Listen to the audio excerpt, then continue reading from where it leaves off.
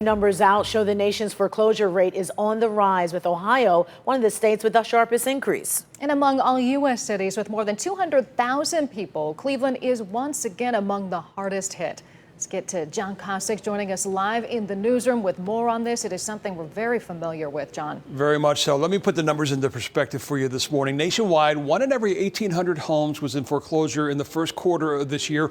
Ohio, though, nearly double that, 1 in every 1,000 homes, which was the third highest in the country. Now, a large part of that was Cleveland, where the rate was double the state's, with 1 in every 535 housing units facing foreclosure.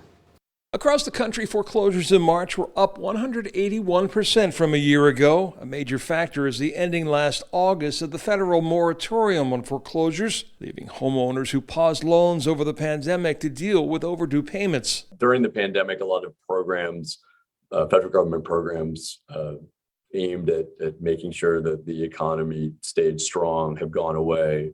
And a lot of experts are saying that in particular is the reason that we're seeing a spike in foreclosures. Michael Goldberg of KOSICH Weatherhead School of Management says another major factor hitting struggling homeowners right now is simply inflation. Folks that are paying more at the pump or at the grocery store for groceries and gas to get themselves to work are having to make very hard decisions about where scarce dollars will go towards, and they're running behind on their mortgage payments. Unfortunately, the way the Federal Reserve looks to bring inflation into check is by raising interest rates, which causes yet another problem for some struggling homeowners. Certainly for those folks that maybe were hoping to refinance their mortgage and get lower rates and thus a lower monthly payment. That ship has sailed, and it's likely going to be a while until we see lower rates. Another factor to watch in the future, he said, as those interest rates rise, is the impact of that on those who finance with adjustable rate mortgages. That also,